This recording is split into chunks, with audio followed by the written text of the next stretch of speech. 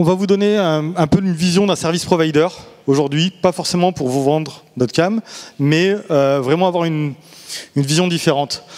J'ai la chance ou pas d'être le dernier, ce qui veut dire que je suis le dernier rempart entre vous et le cocktail. Donc je vais essayer d'être bref pour avancer là-dessus.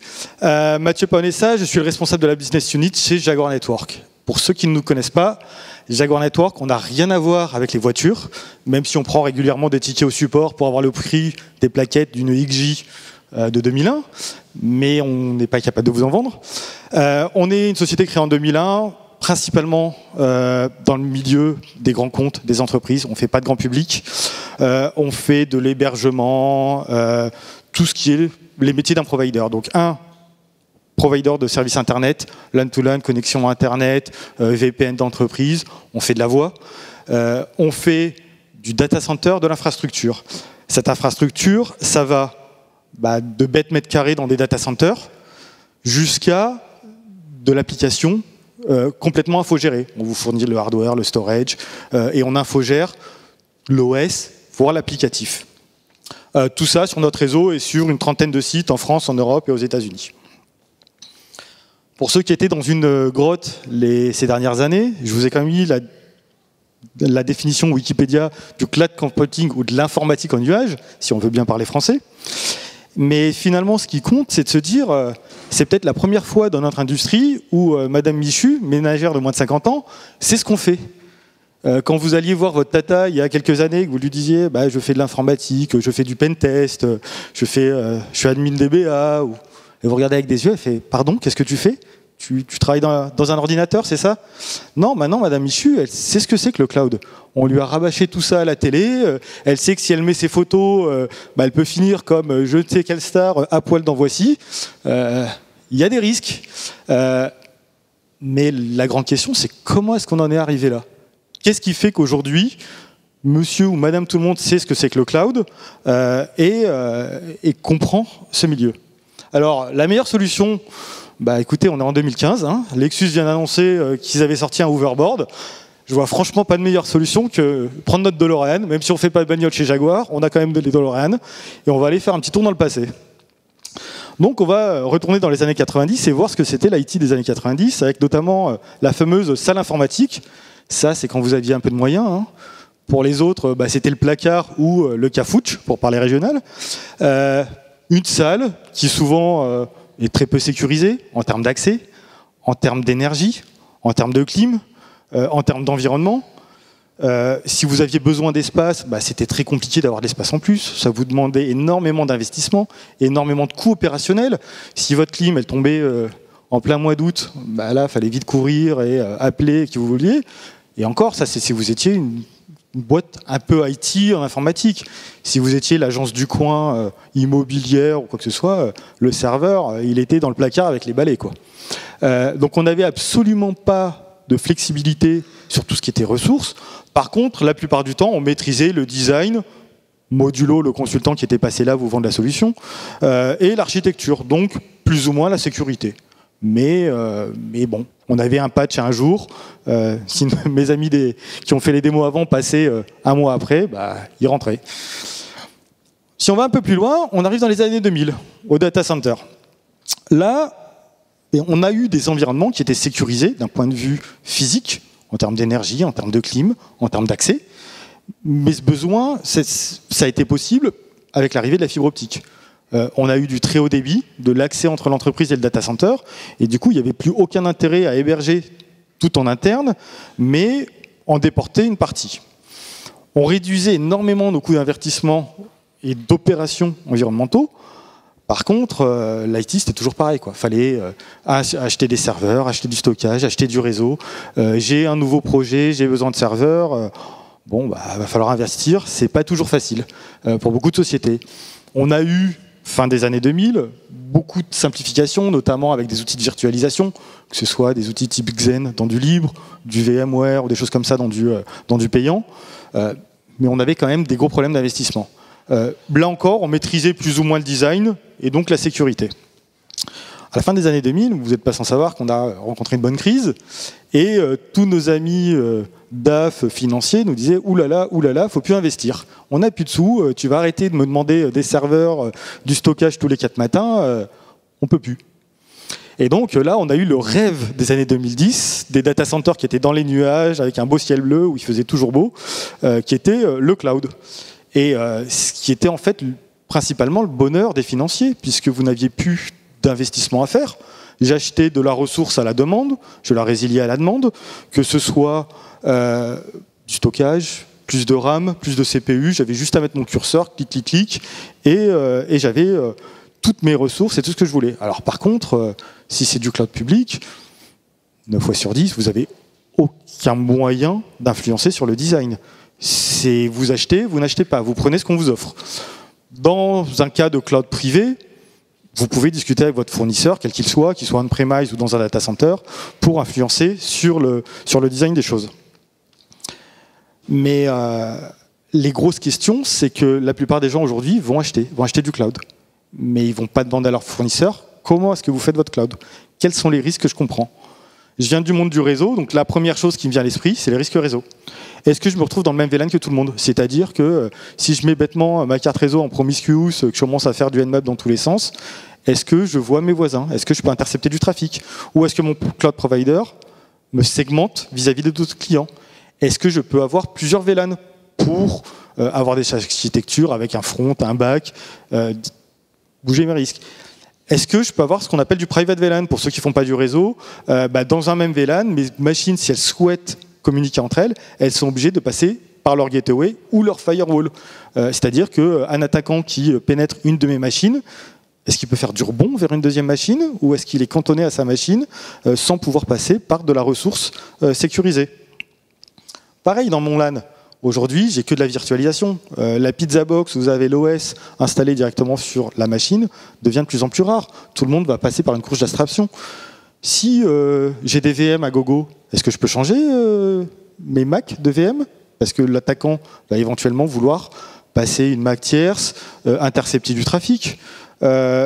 Quid du port security sur les switches? Et surtout, ma VM, elle est mobile, d'un hyperviseur à un autre. Si je commence à déménager ma VM d'une baie où j'ai des politiques de sécurité vers une autre baie, est-ce que toutes ces politiques de sécurité vont suivre? Comment est-ce que je peux le savoir, ça? On va avoir, si on monte d'un étage, le firewall. Chaque société a ses propres standards. Vous avez un département sécurité qui va vous dire « Non, nous c'est tel fabricant ou tel standard ». Est-ce que mon fournisseur de cloud me permet de respecter les standards imposés par ma société? Est-ce que le firewall, s'il y en a un, très bien, il me convient, c'est du matériel partagé ou dédié? C'est-à-dire que si mon petit voisin avec qui je partage mon firewall, il se prend une attaque de DDoS volumétrique et que le firewall y tombe, est-ce qu'il y a de la réservation de ressources, de CPU, ou est-ce que tout le monde tombe et je suis un bête dommage collatéral de mon voisin? Toutes ces questions, il va falloir les poser à un moment à votre fournisseur de cloud. Et puis après, il faut y accéder à votre cloud. Comment j'y accède? Est-ce que j'ai un accès VPN chiffré? Est-ce que je peux faire tomber le VPN MPLS de mon entreprise de façon sécurisée dans mon cloud? Parce que le premier qui me dit non, mais moi je suis sécurisé, j'accède qu'en SSH, je rappelle que s'il n'a pas fait son boulot cet après-midi, il risque d'avoir des mauvaises surprises lundi avec les failles OpenSSL qu'on a. Donc tout ça, c'est des choses que l'on va voir. Pareil, si j'accède à mon cloud par Internet, comment je gère de la QoS? Si je mets de l'applicatif métier, est-ce que je suis sûr d'être bon? Est-ce que je sais les flux qui vont passer vers ma plateforme? Maintenant, on rentre dans une couche. Donc là, c'était du réseau. Bon, ok. Vous allez me dire, mes données, elles sont sécurisées, mon OS est sécurisé, j'ai fait 50 pentests avant, je suis bon. Ok. Mais comment ça se passe pour l'accès à votre stockage? Vos données, elles sont stockées comment? Elles sont stockées physiquement sur un serveur, sur le disque dur physique de la machine? Ou elles sont stockées dans une baie de stockage que je vais taper en NAS? Si je tape dans une baie de stockage en NAS, comment je suis sûr que le gars d'à côté qui est en train de se faire avoir une attaque applicative ou autre va pas impacter ma performance et donc va pas avoir des effets négatifs sur mon applicatif? Comment je garantis ma latence, mon jitter et la perf en général de tout ça? Qu'est-ce qui se passe si je déménage ma VM? Si vous avez votre stockage qui est directement sur votre VM à quelques nanosecondes ou microsecondes, super, vous avez de la super perf. Mais si je commence à déménager ma VM à l'autre bout du data center, que je commence à avoir de la congestion réseau et que vous prenez quelques millisecondes sur une base de données, c'est le drame. Pareil, la pérennité de mes données. Ok, je mets des données sur mon fournisseur de cloud, quelle qu'elle soit. Est-ce qu'il est backup? Quand? Comment je récupère mes backups? Comment est-ce qu'il les réplique, ces données? C'est-à-dire que si son data center, pour une raison X ou Y, prend feu, ou un avion qui tombe dessus, ou je ne sais quoi, ma donnée, elle est toujours là, je peux y accéder, je suis obligé d'attendre un backup, j'ai de la réplique synchrone, asynchrone. Toutes ces questions, en général, vous allez en bas de la page des CGV, on clique oui, oui, oui, et j'achète ma VM, mais je ne sais pas trop où j'en suis. Mes données, si elles sont répliquées, elles sont déclinées en local, elles sont répliquées à distance, je ne sais pas trop. Et puis surtout, la grosse question, c'est le jour où je résilie, qu'est-ce qui se passe? Mon provider, il garde mes données, il peut les réexploiter pour une raison X ou Y si je suis méchant et je n'ai pas payé. Qu'est-ce qui se passe? Si ces données ne sont pas chiffrées, qui peut y avoir accès? Est-ce que le mec qui est route sur l'infra, chez ce provider, il peut accéder à mes données? Est-ce qu'il a des données confidentielles d'utilisateurs, de mails, de code source ou quoi que ce soit? Après, on va tomber sur des risques que l'on ne se pose pas forcément quand on est un technicien, parce que la partie juridique, ça nous parle pas. On l'a vu lors de l'intervention de Neil, il n'y a pas que le code qui compte, il y a tout un tas d'étapes à voir au sein de la société, et toute une partie de choses à voir. Combien j'en ai entendu, en allant voir des clients, dire « Non mais tu sais, c'est très compliqué d'avoir des ressources chez nous pour faire du dev, une sandbox ou quoi que ce soit. Prends la carte bleue du service, va acheter 3 VM chez tel ou tel provider et vas-y, avance, faut qu'on livre en temps et en heure. » Ok, mais qu'est-ce qu'il a mis sur le cloud à droite, à gauche? Est-ce qu'on a du code source? Est-ce qu'on a des choses importantes de la société? Est-ce que, comme nos amis de Hacker Team, il a mis ses mots de passe en clair là-bas? Ou des choses comme ça qui peuvent remonter sur la société? On a tout un tas de parties. Alors, c'est le cauchemar du DSI et du RSSI, bien évidemment. Et puis après, il y a la responsabilité de mes ressources. Est-ce que je suis sous Patriot Act? Alors ça, pas grand monde se pose la question.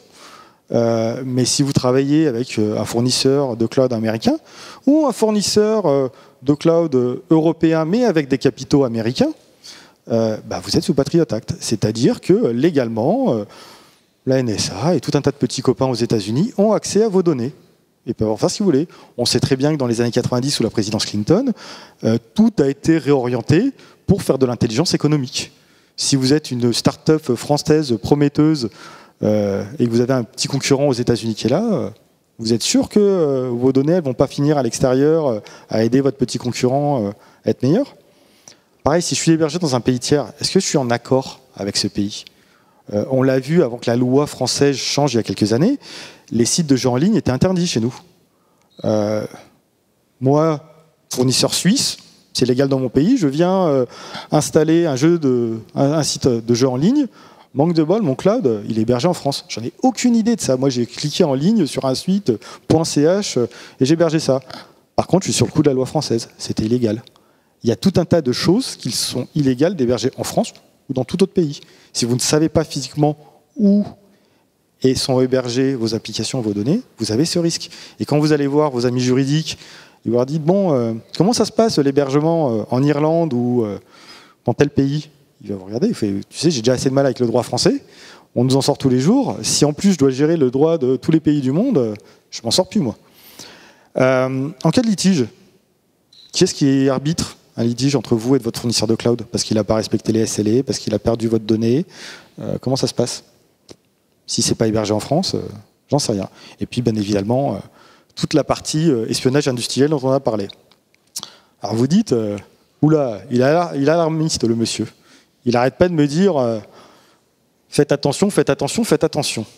Et puis, moi, j'aimerais bien avoir une démo. Alors, malheureusement, je ne vais pas vous faire de démo, mais je vais être encore plus alarmiste.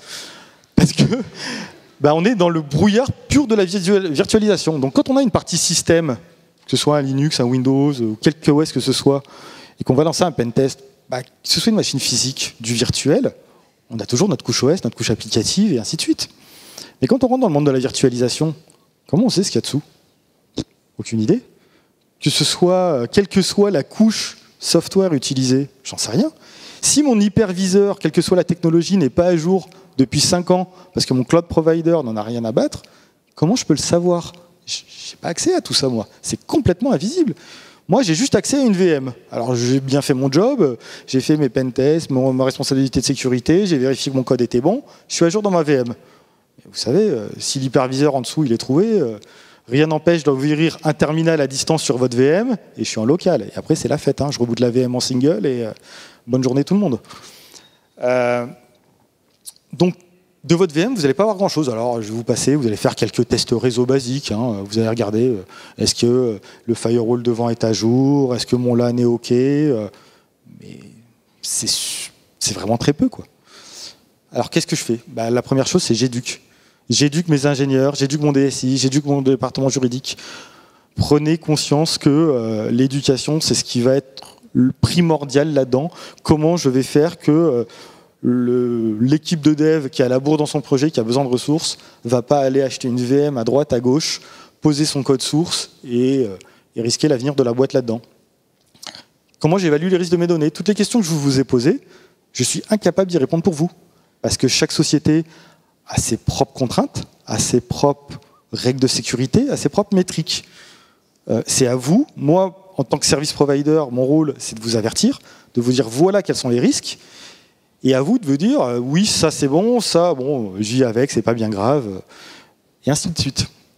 Et puis après, les fameuses 500 pages où vous allez en fait, en bas de la première, vous cliquez accept, et c'est parti, en avant Simone, malheureusement, il faut qu'il y ait quelqu'un chez vous qui se les tape, quoi.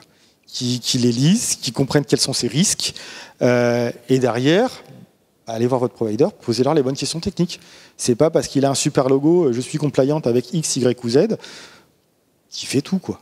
Posez-leur les bonnes questions techniques en termes d'architecture. Donc j'essaie d'être rapide pour qu'on aille tous au cocktail plus tôt, et je vais donc prendre des questions. Merci.